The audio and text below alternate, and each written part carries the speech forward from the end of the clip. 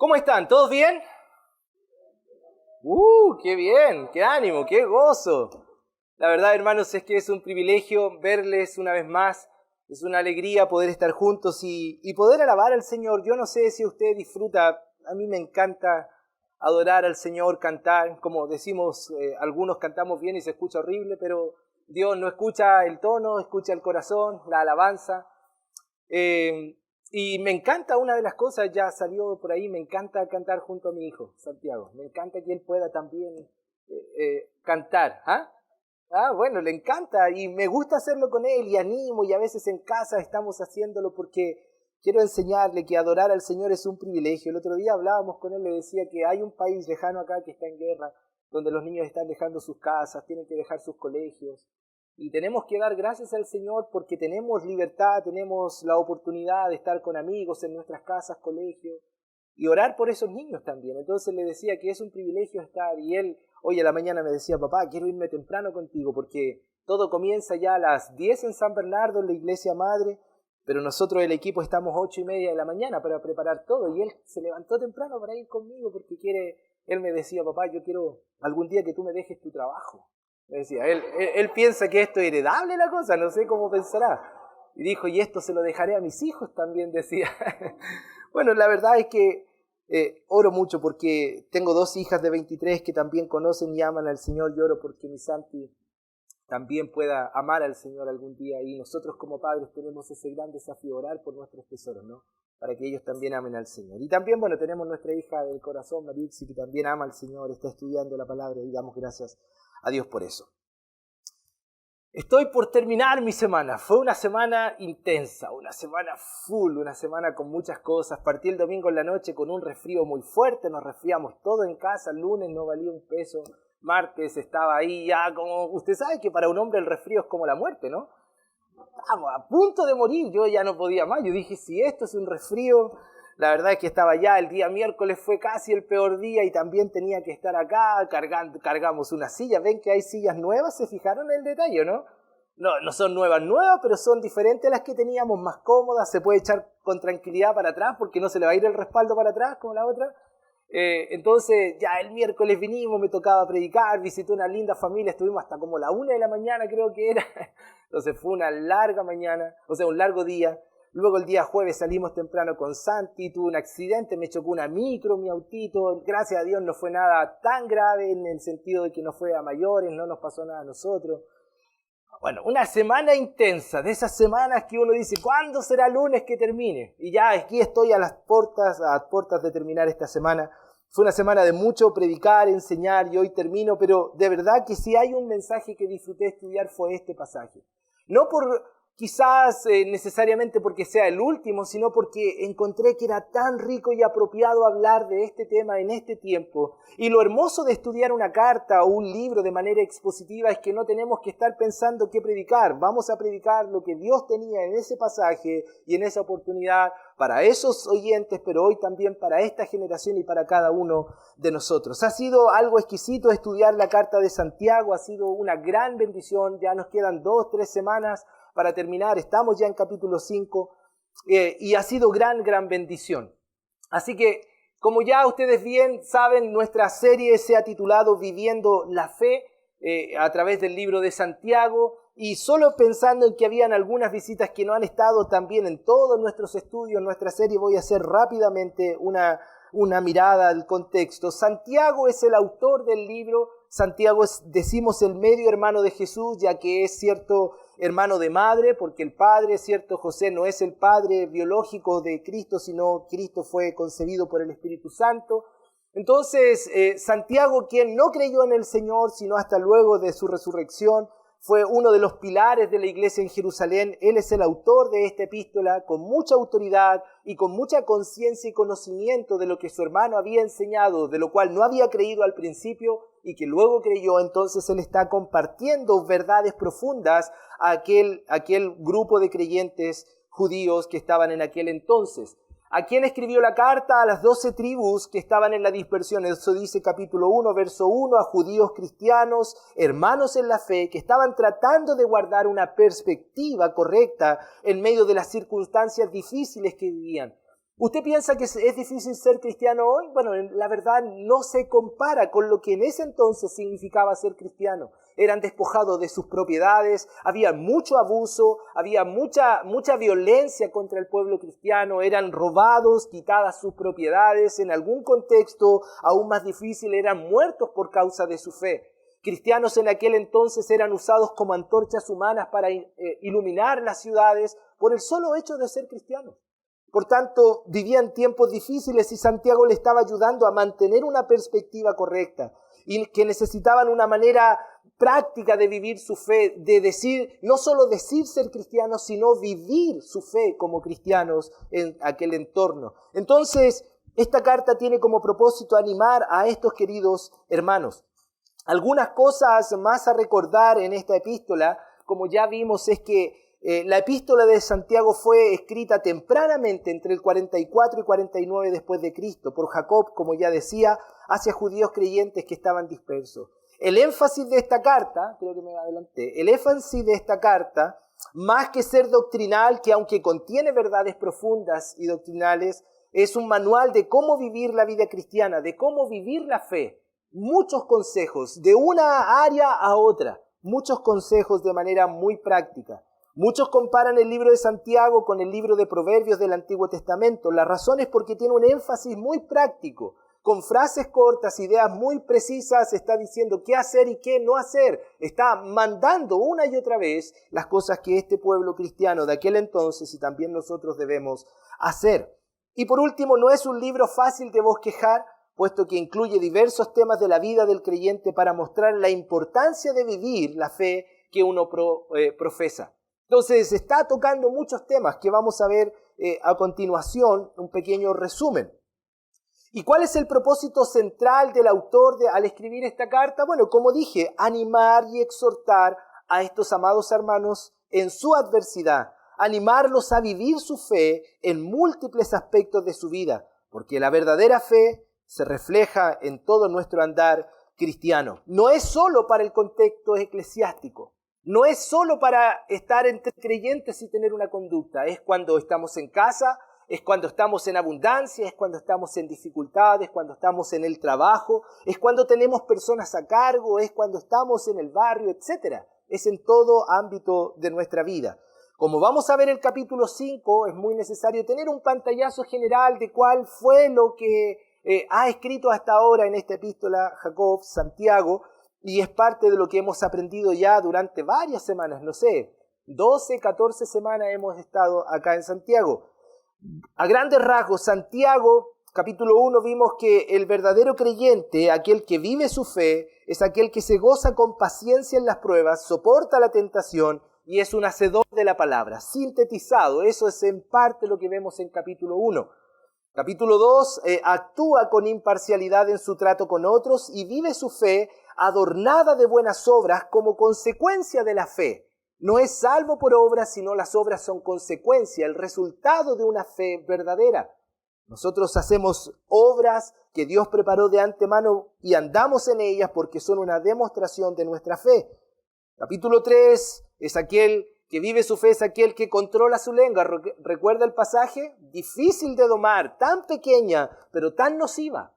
Usamos nuestra boca para bendecir y no para maldecir. Usamos nuestra lengua para cosas que honren y agraden al Señor y a los oyentes. Pero también pide y busca la sabiduría celestial, no la del mundo. La que viene de lo alto, esa sabiduría que nos ayuda, que nos guía, que nos instruye, que nos capacita para la vida y la piedad.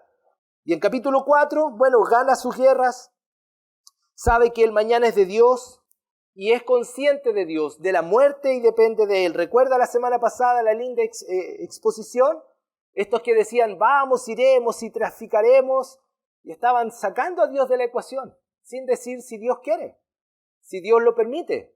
Ellos habían sacado a Dios de la ecuación. Entonces había una advertencia clara de no olvidarse de Dios.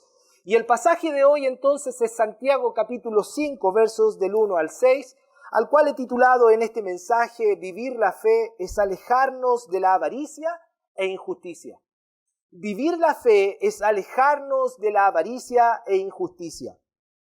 Ahora, Si bien en la mente del escritor existía un grupo de destinatarios bien definidos, este pasaje es una excelente porción que nos muestra cómo nosotros también, como pueblo de Dios e hijos de Dios, debemos relacionarnos hoy con el dinero, de cómo usamos las bendiciones que Dios nos da, porque Dios nos ha bendecido, ¿o no?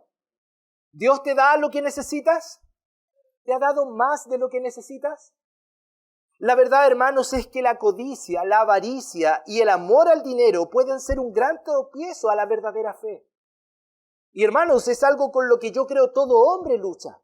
Todo creyente lucha cuando Dios le ha bendecido y cuando Dios da un poco más de lo necesario para vivir, empieza la lucha. Esto que es excedente, esto que es de más, ¿es también parte de lo que yo puedo usar para bendecir a Dios y su obra?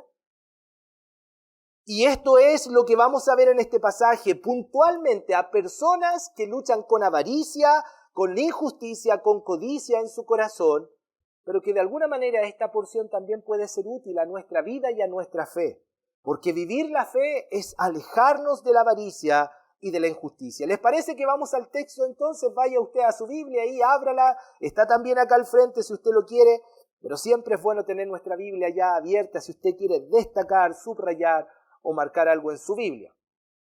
Dice el texto entonces en Santiago capítulo 5, versos del 1 al 6. No miré la hora con mi querido Rodrigo, como siempre decimos, ajustémonos al tiempo. Ahora voy a mirarla, así que no me cuente el tiempo desde anteriormente. Santiago capítulo 5, versos del 1 al 6. Dice, vamos ahora ricos, llorad y aullad por las miserias que os vendrán. Vuestras riquezas están podridas y vuestras ropas están comidas de polilla. Vuestro oro y plata están enmohecidos, y su moho testificará contra vosotros y devorará del todo vuestras carnes como fuego. Habéis acumulado tesoros para los días postreros. He aquí clama el jornal de los obreros que han cosechado vuestras tierras, el cual por engaño no les ha sido pagado por vosotros. Y los clamores de los que habían cegado han entrado en los oídos del Señor de los ejércitos. Verso 5, habéis vivido en deleite sobre la tierra y sido disolutos. Habéis engordado vuestros corazones como en día de matanza. Habéis condenado y dado muerto al justo y él no os hace resistencia. Antes de orar, permítanme leer también lo que es una versión contemporánea, moderna, más actual del mismo pasaje, que nos ayuda a entender y da un poco más de luz. Dice, ahora escúchenme ustedes los ricos, lloren y griten de dolor por todo lo que muy pronto van a sufrir.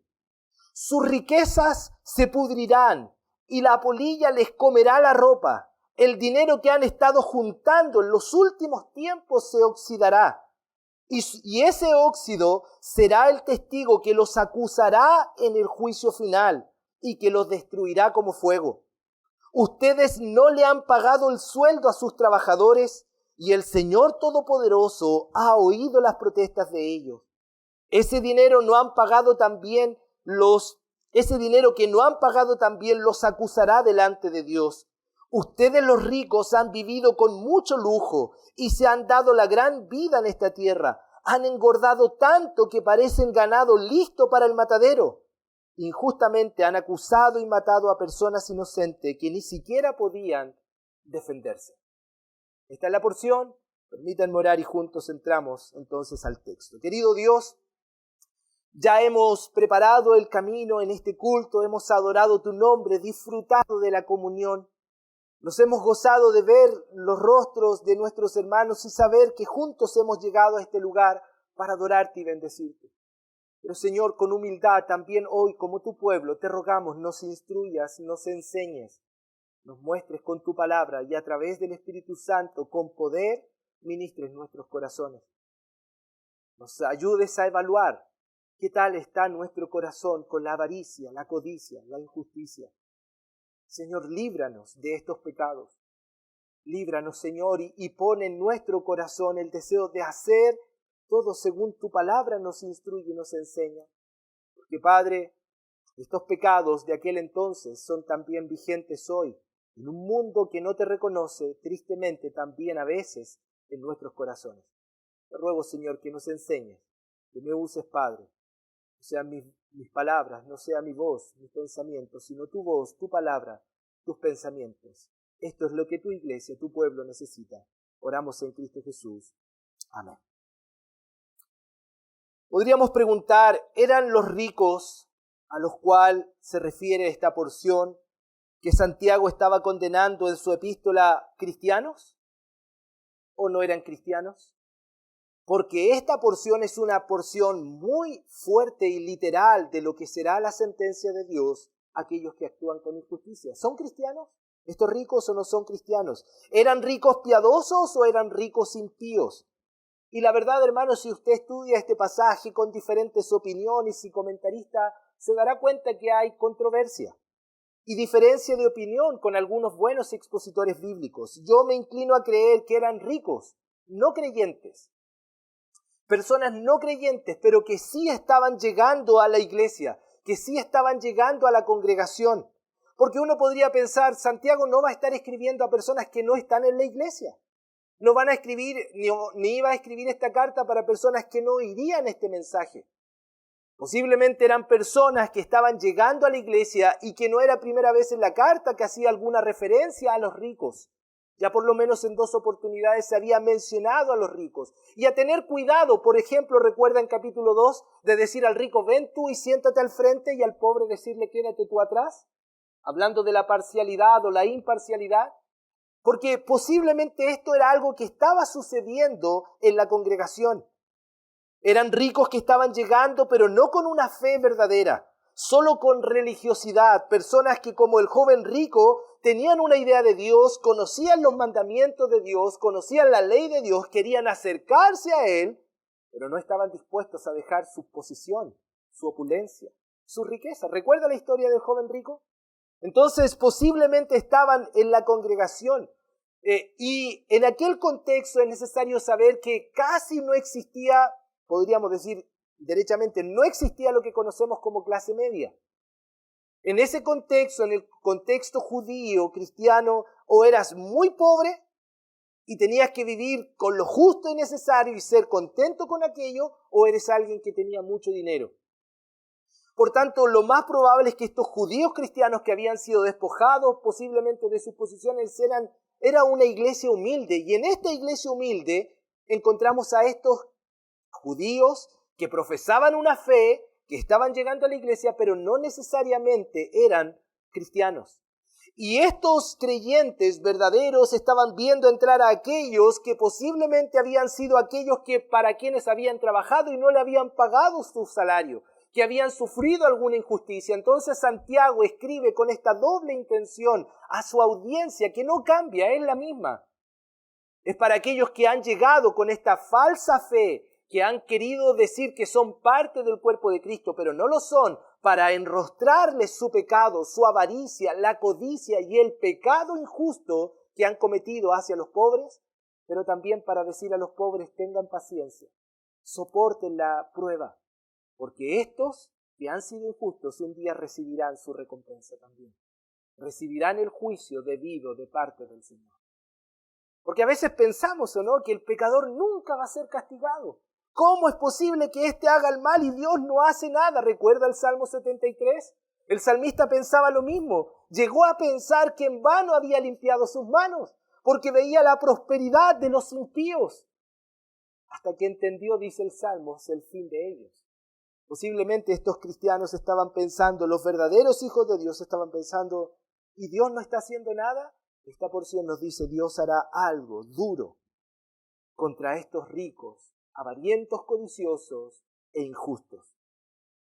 Ahora, podríamos pensar, ¿por qué entonces Santiago dejó de hablar y a los creyentes y se dirigió a ellos? Bueno, por esta doble intención de enrostrar el pecado, pero también darles esperanza a quienes sufrían. Porque el propio Señor Jesucristo en Juan 16:33 les dijo a su pueblo, a sus hijos, en el mundo tendréis aflicción, pero confiad, yo he vencido al mundo. Y estos hermanos de la carta a los destinatarios necesitaban saber que debían, aún en medio de la injusticia, andar con gozo. ¿Recuerda usted, hermanos míos, tened por sumo gozo cuando os halléis en diversas pruebas, sabiendo que la prueba de vuestra fe produce paciencia, más tenga la paciencia su obra completa en vosotros para que seáis perfectos y cabales, maduros, sin que les falte nada. Así que los creyentes tenían que tener paciencia bajo aquellas circunstancias y esta era la porción que les ayudaría. Ahora, como introducción, mis hermanos, una pregunta. ¿Ser cristiano es sinónimo de pobreza? ¿Por ser cristiano yo no puedo prosperar en la vida? ¿Yo tengo que ser un hombre humilde, que no puedo hacer un negocio, que no puedo aspirar a tener algo más? Porque de vez en cuando se confunden las ideas, ¿o no? No, ser cristiano es ser humilde, no, este hermanito le va bien, pero yo creo que está en algún pecado. ¿Eso no es así? ¿Ser cristiano es sinónimo de pobreza? ¿No? ¿Es malo tener éxito en los negocios y poseer más de lo que necesitamos? ¿No? ¿Un cristiano puede ser rico? Por supuesto. Es más, necesitamos decir quién es rico, porque la verdad, ¿qué significa ser rico? A veces pensamos en Bill Gates, ¿no? Este hombre que tiene dinero para vivir 100 vidas y todavía le sobra plata, ¿no? No, rico, algunos han dicho que rico es aquel que tiene lo necesario para vivir y sobre eso que tiene para vivir, que ya es todo lo que necesita, tiene esa capacidad de ahorrar, que ha recibido bendición sobre ya la bendición. Y ya somos ricos, ya podemos hacer uso de eso. No es el concepto que nosotros amasamos. La verdad es que tenemos que frente a estas preguntas responderlas a la luz de la Escritura. ¿Qué dice la Escritura respecto a este tema? Hermanos, queridos, la Biblia en ningún momento condena la riqueza. Es más, nos enseña que la riqueza es una bendición, es un regalo de Dios. Proverbios 10:22 dice, la bendición de Jehová es la que enriquece y no añade tristeza con ella.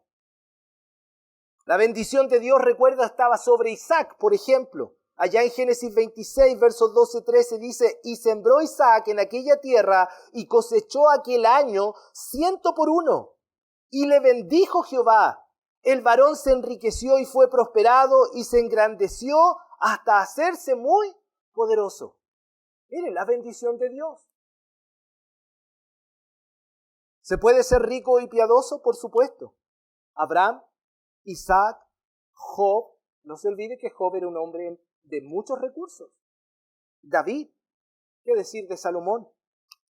¿Se puede ser rico y un hombre temeroso de Dios a la vez? Por supuesto. Y los hay. He conocido a personas de mucho dinero que son hijos hermosos de Dios y que sus recursos lo han usado para el engrandecimiento de la obra de Dios. Solo como una anécdota. Nuestro templo en San Bernardo, que es una iglesia muy linda, que no construimos nosotros, fueron unos gringuitos maravillosos que en 16 días construyeron ese edificio, y lo particular de estos 16 días, que fueron 4 semanas, 4 días a la semana que venían equipos de trabajo, es que todos los que venían eran voluntarios, se pagaban su pasaje y regalaban estos 5 días o 4 días de trabajo.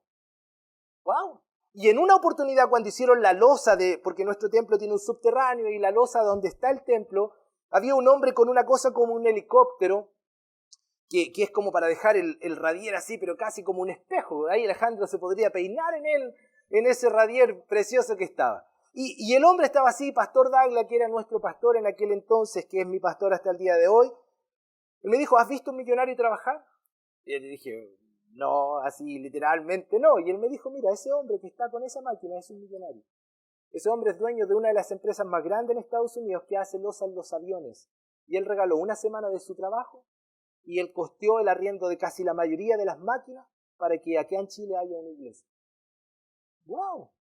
Porque Dios usa a estas personas y estas personas temerosas de Dios pueden usar la bendición de Dios, la sobrebendición de Dios para la expansión de su reino. Cuando se fueron todos estos gringuitos después de 16 días, esto fue las llaves. Y nos dijeron a nosotros, ahí está, llenen ese lugar.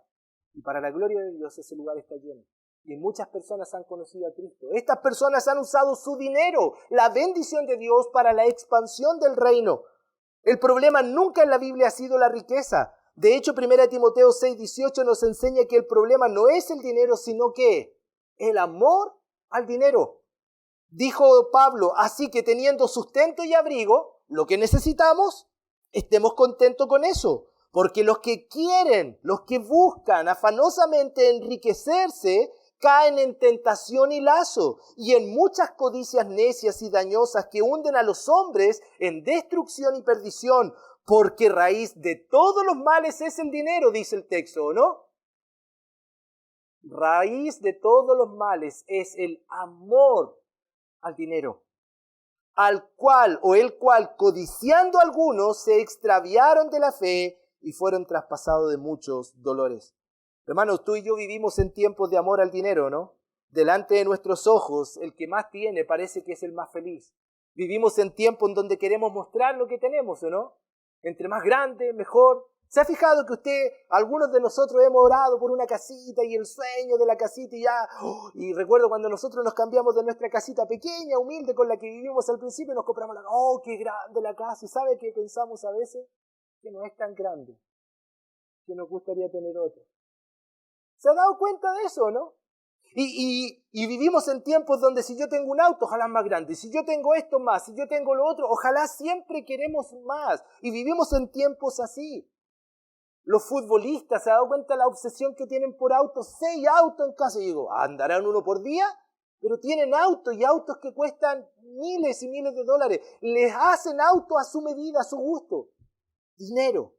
Esto es tiempo donde hay inclinación hacia el materialismo, la obsesión de tener más y de parecer más. Santiago en su carta está decidido a demostrar, como en ese entonces habían personas que tenían mucha opulencia, que la vida cristiana se relaciona y la fe verdadera se relaciona con el dinero.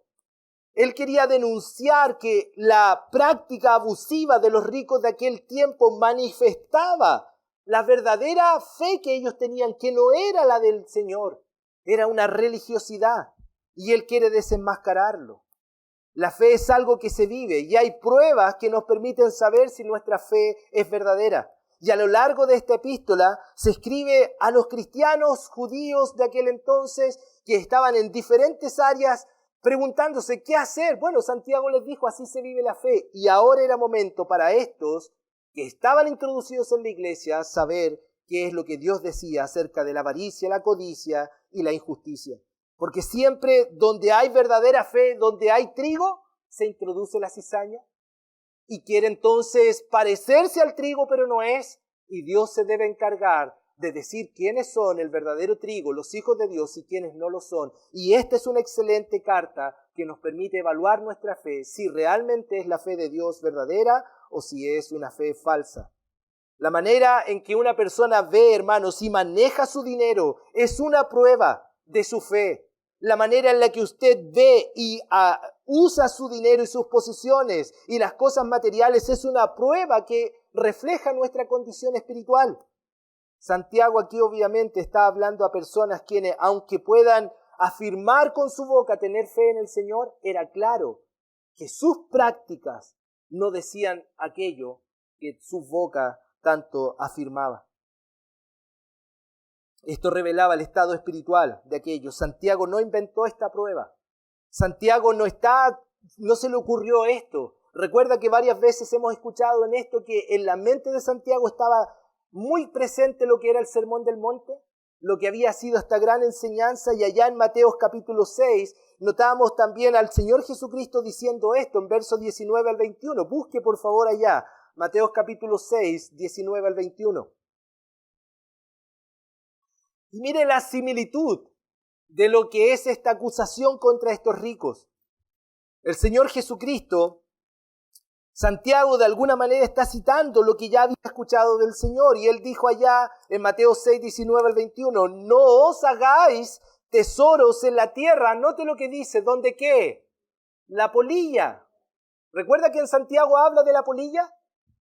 Donde la polilla y el orín corrompen, y donde ladrones minan y hurtan, sino haceos tesoros en el cielo, donde ni la polilla ni el orín corrompen, y donde ladrones no minan ni hurtan. Y después dijo, porque donde está vuestro tesoro, allí estará también vuestro corazón. Esta era la prueba. Esto es lo que Santiago está diciendo. Lo que ellos están haciendo y practicando equivocadamente es una prueba de su fe. Porque como tú y yo manejamos el dinero, también es una demostración de nuestra fe. ¿Quiere usted decirme dónde está su corazón? Enséñeme dónde está su tesoro. Esta es la idea. En dónde está usted acumulando tesoro, es donde está su corazón. Porque si lo que usted quiere hacer es ganar más, más y más para lo que este mundo le ofrece y alcanzar más placer y comodidad de este mundo, bueno, posiblemente ahí está su corazón, haciendo tesoros en este mundo y no en el cielo. Como manejamos, hermanos, las finanzas o el dinero, cómo se inclina nuestro corazón, demostrará qué tan viva es nuestra fe, qué tan verdadera es nuestra fe. Por eso entonces vivir la fe es alejarnos de la avaricia e injusticia. ¿Qué les pareció la introducción? Vamos que esta cosa corre. Ya, voy a darme dos cosas en cómo voy a desarrollar el pasaje. Primero voy a hablar un poco al revés de lo que está al final. Dice, las características del hombre rico, avariento y codicioso, y luego vamos a ver las consecuencias que enfrentarán los ricos avarientos y codiciosos.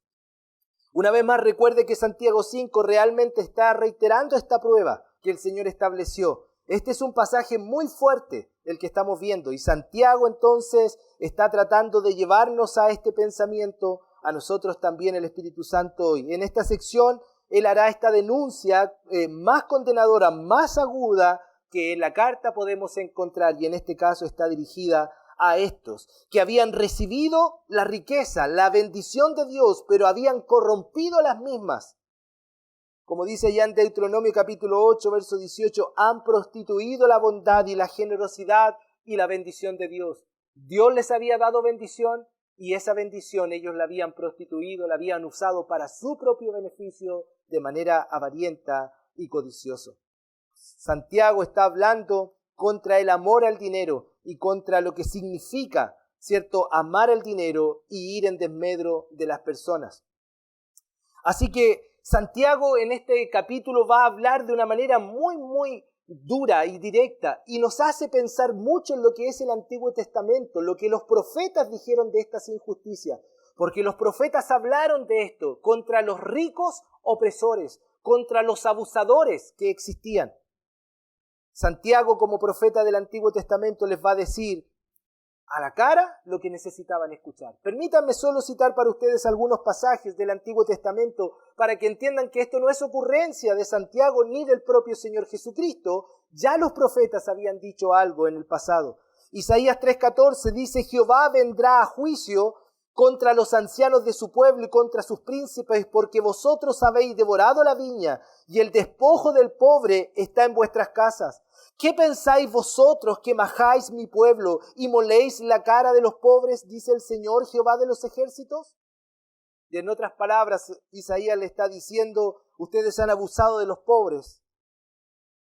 Ustedes han abusado de ellos. ¿Y ustedes piensan que Dios va a quedar indiferente? ¿No?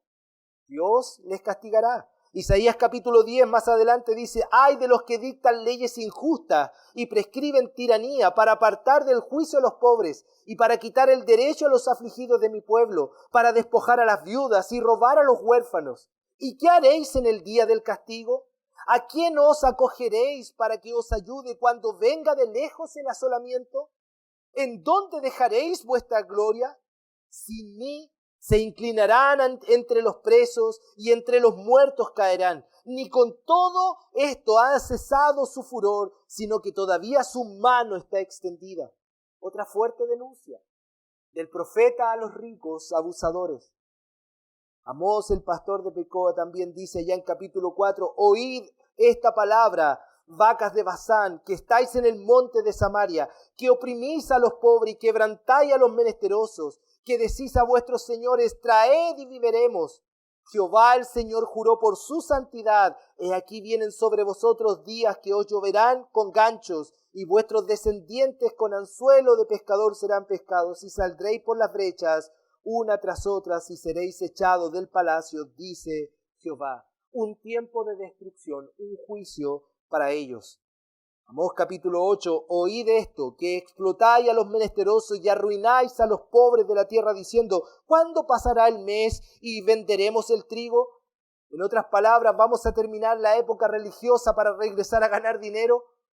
porque estamos perdiendo dinero, es lo que ellos estaban preguntando. Y la semana y abriremos los graneros del pan y achicaremos la medida y subiremos el precio y falsearemos con engaño la balanza. Mire, estos estaban pensando en cómo hacerse ricos de manera injusta. Y en este capítulo vemos al Señor diciendo, mi juicio, mi ira estará sobre ustedes.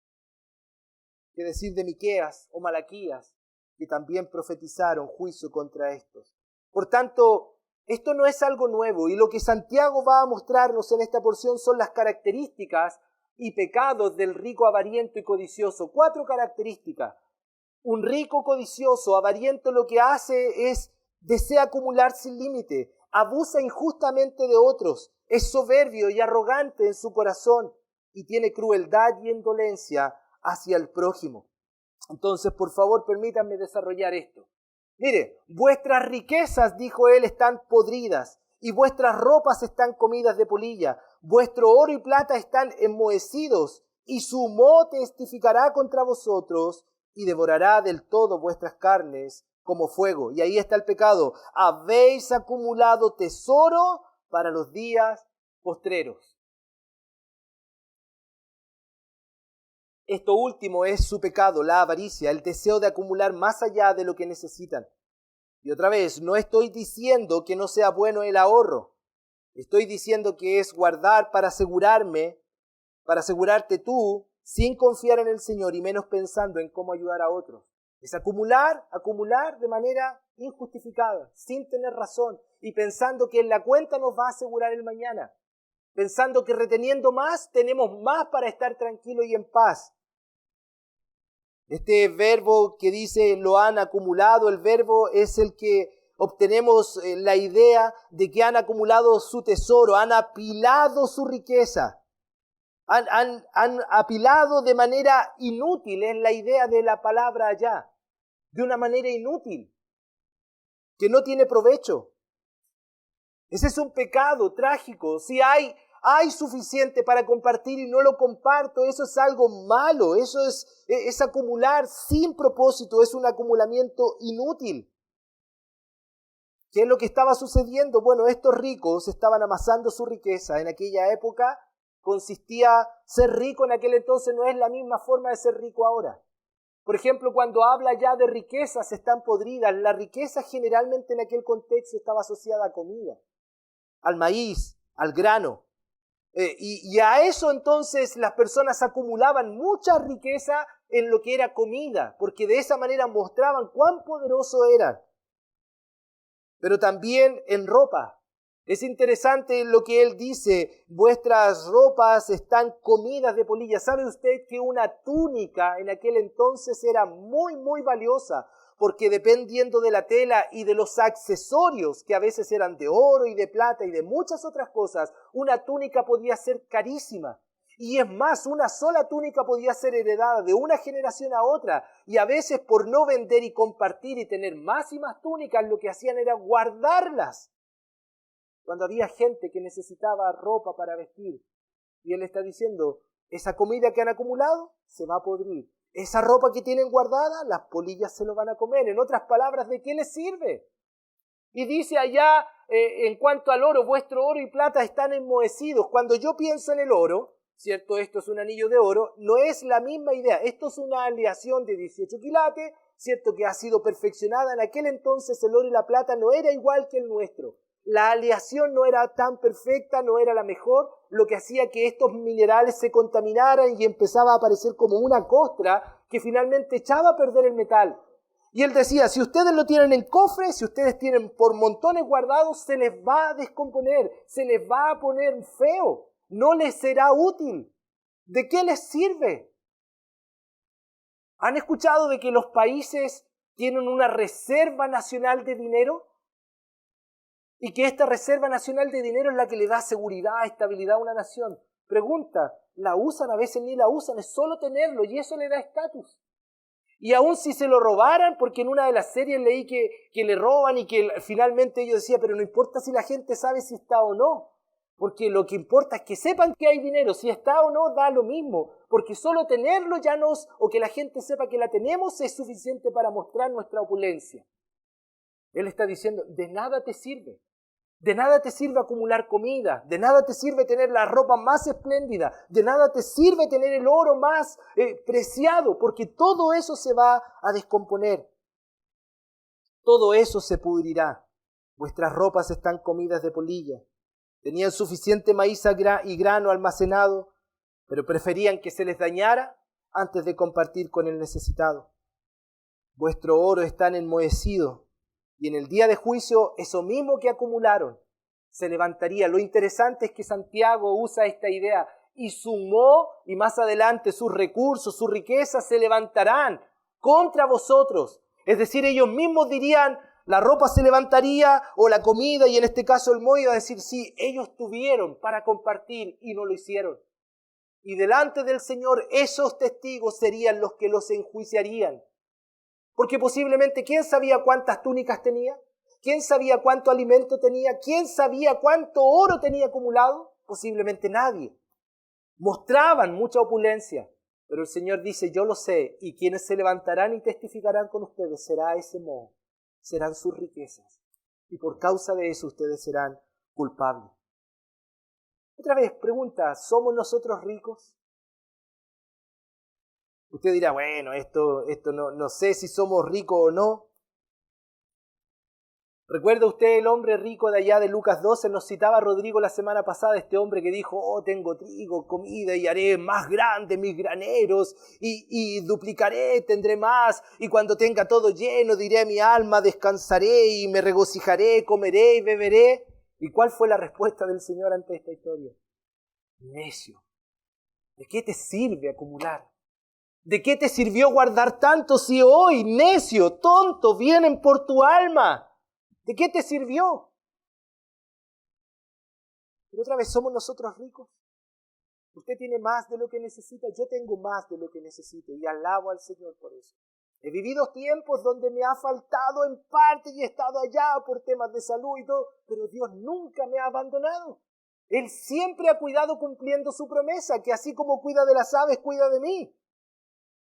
Pero otras oportunidades hemos tenido más de lo que necesitamos. Y soy rico en Cristo y a veces también en posesiones. Y no como el mundo piensa que es la riqueza, sino que he visto la bendición de Dios sobre bendición. Hermanos, si hemos recibido riqueza o recursos de parte de Dios, usémoslos con propósito santo. Como por ejemplo, si Dios nos da, es para que cuidemos de nuestra familia. ¿O no? Bueno, cuidemos de nuestra familia. Si Dios nos ha dado más, úselo para entregar también al servicio de Dios. Úselo para ganar alma a los perdidos. Parte de nuestras ofrendas van a ir este año a apoyar a la obra misionera porque nosotros no podemos ir, pero hay gente que ha ido y necesita apoyo. Y bueno, vamos a ayudarles, vamos a ir con ellos y nuestro dinero irá a alcanzar a los perdidos. Úselo para ayudar a los que están en necesidad. Porque recuerda o no, si uno ve a alguien en necesidad y le dice, oh Dios te bendiga, y le golpea la espalda y no hace algo, eso está mal, esa fe está muerta. Si Dios nos ha dado, usémoslo. Si nos ha dado algo, usémoslo para ayudar al necesitado, para apoyar a aquellos que están en el ministerio, a los que trabajan, porque el obrero es digno de su trabajo. Pero cuidado, no acumule. Y si aún en su mente está pensando, bueno, es mi esfuerzo, no tengo que compartir todo, pregúntese, ¿dónde está su tesoro? Porque recuerde, donde está su tesoro, ahí está su corazón.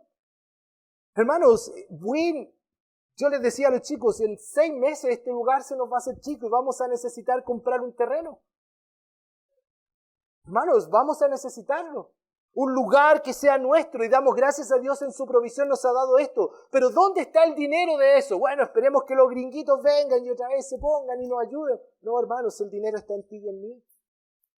¿Y será posible aquella meta alta, desafiante, quizás inalcanzable hoy, si es que realmente nuestro corazón está puesto en lo eterno y no en lo terrenal? Si nos disponemos a hacer lo que Dios quiere. Ellos pensaban que acumulando riqueza serían más ricos en este mundo, pero lo único que estaban acumulando era juicio y condenación. Ellos tenían un deseo de acumular sin límite, pero también tenían la práctica y el pecado de abusar injustamente de otros. Mire, he aquí clama el jornal, el sueldo de los obreros que han cosechado vuestras tierras, el cual por engaño no les ha sido pagado. Es decir, las personas trabajaban para ellos y no le pagaban el sueldo. No se lo pagaban, eran más ricos, acumulaban, pero a costa del abuso injusto de los pobres. Deuteronomio 24, 14 y 15 dice, no oprimas al jornalero pobre y menesteroso, ya sea de tus hermanos o del extranjero que habitan en tu tierra dentro de tu ciudad. En su día le darás su jornal, le darás su pago, le darás su sueldo, y no se pondrá el sol sin dárselo, pues es pobre. Y con él sustenta su vida, para que no clame contra ti a Jehová, ni te sea a ti pecado. Dios le había dicho, si tienes a alguien que es pobre y trabaja por ti, págale en el día. ¿Pero qué estaban haciendo estos? No le estaban pagando. Eran injustos en su práctica. Eran injustos en la manera en que trataban a sus jornales. Los clamores de los que habían cegado han entrado a los oídos del Señor de los ejércitos, porque Dios tiene en cuenta todo. Si tú tienes personas que trabajan para ti, si tú tienes la oportunidad de emprender un negocio mañana y tienes personas que dependen de ti, sé justo. Sé justo. Si tú creces, que Él crezca, porque de esa manera mostramos justicia, misericordia, bondad y generosidad. Porque lo que caracteriza a los ricos, a los que no tienen temor de Dios y no tienen la fe verdadera, es que abusan injustamente de otros. Santiago condenó a los impíos ricos no solo por acumular dinero, sino también por hacerlo de una forma deshonesta. Ellos habían robado a los pobres y de esa manera se habían hecho ricos. Cuidado entonces con actuar injustamente, porque Dios tiene en cuenta eso. El clamor de los que habían cegado ha entrado a los oídos del Señor de los ejércitos. Soberbia y arrogancia en su corazón, habéis vivido en deleite sobre la tierra y sido disoluto, habéis engordado vuestros corazones como el día de la matanza. En la versión Biblia de la lenguaje actual dice, ustedes ricos han vivido con mucho lujo y se han dado la gran vida en esta tierra. Han engordado tanto que parecen ganado listo para el matadero. Santiago también les acusa por llevar adelante vidas de lujo y abundantes deleites, por llenarse de placeres y de mal gastar y utilizar las bendiciones de Dios en su vida, vidas soberbias, vidas arrogantes, vidas sin límites. Habéis vivido en deleite sobre la tierra, vidas sin restricciones y sido disolutos. Puedo hacer lo que quiera. Excesos. Vidas llenas de excesos. Han engordado tanto que parecen ganado listo para el matadero. Excesos. ¿Usted recuerda la historia del rico y Lázaro? Algunos dicen parábola, muchos dicen también, creo que no es una parábola imaginaria, sino personas reales, por eso está el nombre de Lázaro. Pero recuerda la historia, ya en Lucas 16, había un hombre rico que con esplendidez comía en su casa y tenía lujos y todo. Y dice que daba al Lázaro, al pobre, que posiblemente había sido puesto a su puerta, porque esa era una práctica, los pobres se ponían en algunas casas para que le proveyeran algo y no murieran de hambre. Pero ¿qué le proveía a este rico? Las migajas que caían de su mesa. Y esta historia nos cuenta el destino de uno de otro, ¿no? El que tuvo bienes en vida y que tuvo manjares y mesas llenas de comida, ¿dónde terminó? En un lugar de tormento. Y el que sufrió en un lugar de descanso. Este hombre, estos ricos, estaban viviendo esta vida de manjar, sin límites, sin restricciones, con excesos. Esto me recuerda a lo que Salomón dijo allá en Eclesiastés 2, verso 4 en adelante. Dice, hice para mí grandes obras, construí casas, planté vides, hice jardines y planté árboles de todo tipo. Construí contenedores de agua para regarlos ahí con la madera que producen los árboles. Compré siervos y siervas y tuve siervos nacidos en casa y tuve muchas posesiones de ganado y rebaños más allá de los que estaban en Jerusalén antes de mí. También acumulé plata y oro y tesoros peculiares de reyes y de las provincias. Conseguí cantores y cantoras y los deleites de los hombres de los hombres con instrumentos musicales de todo tipo. Hombre, tuve una fiesta larga y maravillosa. ¿Era un hombre modesto o no? Bueno, no. Y más encima dijo, y aumenté más que todos aquellos que fueron antes de mí en Jerusalén. También mi sabiduría quedó conmigo y todo lo que mis ojos desearon lo tuve. no contuve mi corazón de ningún gozo, porque mi corazón se regocijó en toda mi labor, y esa fue mi porción de toda mi labor, trabajé para ello, lo merecía. Esto es lo que él pensaba. Trabajé duro para tenerlo, lo merecía. Pero dice, y después vi la obra de mis manos que mis manos habían hecho, y el trabajo que había hecho yo, y aquí no fue nada, y no hubo utilidad, bajo el sol todo fue, ¿recuerda la idea de Salomón? Vanidad. Vanidad de vanidades. Lo tuve todo, pero finalmente fue nada. Tuvo una vida disoluta, tuvo una vida de excesos, tuvo mucho más de lo que necesitaba, porque su corazón se desvió de tener temor de Dios. Y terminó siendo quizás como estos, vidas soberbias, arrogantes, pensando que nada les había caer. Y por último, crueldad y indolencia. Habéis condenado y dado muerte al justo, y él no hace resistencia. Mire, esto es como una escalera descendente. La avaricia, la codicia, la injusticia, no les paga, vive una vida desordenada y al final está hasta dispuesto de llevar a estos pobres para que los maten. Porque ya no son valiosos, son un eslabón de su riqueza, pero no importante. Injustamente han acusado y matado a personas inocentes que ni siquiera podían defenderse. En su lucha por adquirir más riqueza, los ricos usaban su influencia en los tribunales de justicia. De hecho, Santiago habla de eso, de que los ricos estaban llevando a los cristianos a los tribunales. De manera que eran culpables de llevar condenación e incluso la muerte a personas inocentes sin que estos ofrecieran resistencia. Literalmente, estos usaban la ley y las cortes a su favor. Porque si hacían morir al pobre, si lo llevaban a la cárcel, lo perdían todo. Y no se olvide usted que esto fue una práctica común en aquel tiempo. La mayoría de los apóstoles fueron encarcelados injustamente. La mayoría de los que estaban detrás de acallar el evangelio eran personas ricas, opulentas, religiosos muchos de ellos. Porque es la manera en que Satanás también obra para detener la obra de Dios. Entonces estas eran las características del rico, avariento y codicioso. El deseo de acumular sin límites, abusar injustamente de otros, la soberbia, la arrogancia de corazón y la crueldad e indolencia hacia el prójimo. Para ellos, Santiago les dice las consecuencias que enfrentarían. Primero, dolor y aflicción y sufrimiento, pérdida y ruina total y juicio reservado para ellos. Mire cómo dice el texto. Vamos ahora, ricos, llorad, aullad por las miserias que os vendrán. Ahora escúchenme ustedes, los ricos, lloren y griten de dolor por todo lo que muy pronto les va a venir.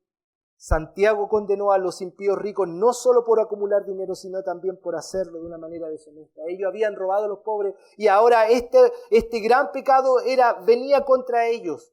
Escuchen ahora, entiendan, era una manera de llamar la atención, lo mismo que la semana pasada. Recuerda que decía el texto anterior. Escuchen, presten atención. Vamos ahora, hombres ricos. Llorad y aullad, dos palabras muy interesantes. Llorad da la idea de un lloro fuerte, un lloro del alma. No ese lloro en silencio, sino ese llanto que no tiene consuelo. Esa es la idea. Significa llorar fuerte, significa llorar de una manera de lamento, cuando hemos perdido a alguien que amamos, con desgarro del corazón. Habla de una expresión de tristeza verbal, fuerte, de lamento. Es una expresión donde las emociones se desbordan. Y eso le está diciendo Santiago. Llorad. Pero no solo llorad de esa manera, sino aullad. Y la palabra significa gritar, hacer un ruido que va más allá simplemente de lamentar, así como, oh, pobre. Es como ese aullido de angustia, de esa voz aguda, intensa, de una expresión de desesperanza, una tristeza que está fuera de control. Eso les está diciendo, ustedes se enfrentarán ese tipo de dolor y aflicción y sufrimiento. Escúchenme, ricos, lloren, aúllen por lo que se les viene, porque no es gratis. Han sido ricos, tienen acumulado mucho de manera injusta, avarienta, codiciosa, pero eso les traerá dolor, aflicción y sufrimiento.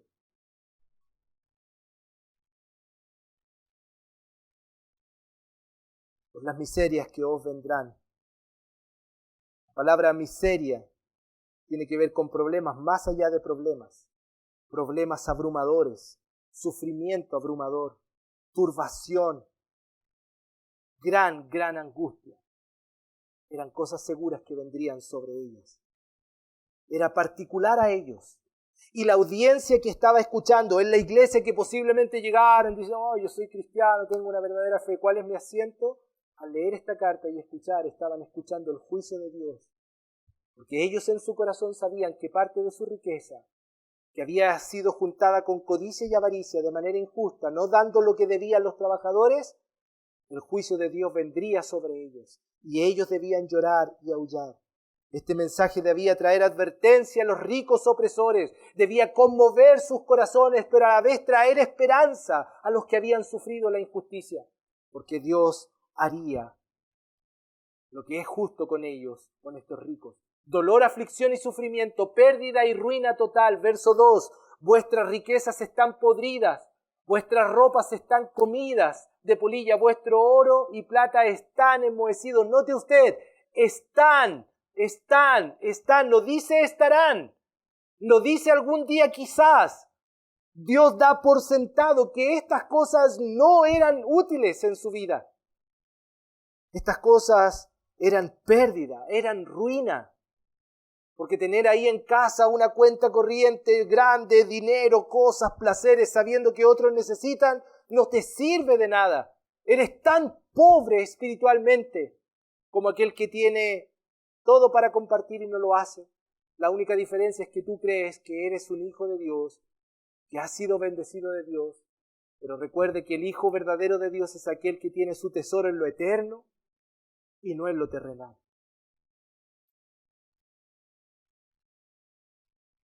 De hecho, es interesante lo que Salomón dice allá en Eclesiastés. Por favor, mire una vez más conmigo Eclesiastés. Ya estamos llegando al fin, no se preocupe. Los que están durmiendo, que despierten pronto, por favor. Eclesiastés capítulo 5, versículo 8 al 17. Esta porción es interesante. Eclesiastés es un libro lindo para leer de alguien que tuvo mucho y que aprendió que nada de eso le trajo gozo y satisfacción, que todo era vano. Todo aquello por lo que se lucharon y se esforzaron quedaría en nada. De hecho, es interesante que yo creo que Pablo, cuando escribe en 1 Timoteo capítulo 6, le está pensando en lo que Salomón había escrito. Porque él habla de esta idea de que cuando muramos no nos llevaremos nada. ¿Has escuchado esto? Que al final un rico no se lleva sus autos, sus casas, sus posesiones. Está en el cajón igual que todos. Pero ¿qué dice allá Eclesiastés 5, 8 al 17? Dice, si opresión de pobre y perversión de derecho y de justicia vieres en la provincia, no te maravilles de ello, porque sobre el alto vigila otro más alto y uno más alto está sobre ellos. No te maravilles de ver injusticia porque las hay, siempre las habrá. Dice además, el provecho de la tierra es para todos, el rey mismo está sujeto a los campos. El que ama el dinero no se saciará de dinero. Y el que ama el mucho tener no sacará fruto. También esto es vanidad. Cuando aumentan los bienes, también aumentan los que lo consumen. ¿Qué bien pues tendrá su dueño si no verlos con sus ojos? ¡Oh, qué gran cuenta que tengo! Mire lo que hizo. Bueno, esa es la satisfacción que tendrá. Dulce es el sueño del trabajador. Coma mucho, coma poco, pero al rico no le deja dormir la abundancia. Hay un mal doloroso que he visto debajo del sol, las riquezas guardadas por su dueño para su mal, las cuales se pierden en malas ocupaciones, y a los hijos que engendraron nada les queda en la mano. Como salió del vientre de su madre, mire lo que dijo, desnudo así vuelve, yéndose tal como vino, y nada tiene de su trabajo para llevar en su mano. Este también es un gran mal, que como vino, así haya de volver. ¿Y de qué le aprovechó trabajar en vano? Además de esto, todos los días de su vida comerán tinieblas, con mucho afán y dolor y miseria. Pérdida total, ruina total. De nada le sirve. Si es que acumula tesoros en la tierra, en cosas pasajeras, donde la polilla y el orín corrompen, y no así tesoros en el cielo. Y finalmente juicio reservado para ellos, por las misericordias que os vendrán. Versículo 4 dice que los clamores llegaron a los oídos del Señor, que es juez justo, que es misericordioso, es amor, pero es justo y santo también. He aquí el juez está delante de la puerta, dice versículo 9 en la parte C. Dios no olvida, hermanos, jamás los actos de abuso e injusticia hacia el pueblo, hacia sus hijos. Él, así como es amor y misericordia, es también perfecto en santidad y justicia. Y estos ricos debían entender que su juicio severo del Señor estaría sobre quienes abusaban del pobre, de quienes con avaricia llenaron sus arcas. Estos ricos, de hecho, también vieron la quiebra. Estos que tenían ropa, comida y tenían oro, en el año 70 Jerusalén fue asolada. Y fue tomada y poseída por Tito, el general romano. Y arrasó. Él odiaba a los cristianos y a los judíos. Y a ambos grupos que se encontraban en la ciudad, en su invasión, los quebrantó. Y el resultado es que muchos fueron muertos y saqueados. Y todo lo que acumularon, ¿en qué quedó? En nada. Vieron ya en parte esos ricos el juicio en aquel entonces. Recuerda que la carta no fue escrita más del 50, solo 20 años le duró hasta que Jerusalén cayó. Pero no solo ese juicio es el que les esperaría, sino el juicio eterno, que vendría de parte del juez justo, y que sin duda les traería dolor. Por tanto, las consecuencias que enfrentaron los ricos avarientos fueron dolor, aflicción, sufrimiento, pérdida y ruina total, y juicio reservado para ellos. No olvidemos que hay consecuencias en un mal uso de nuestros recursos. No lo olvidemos, hermanos.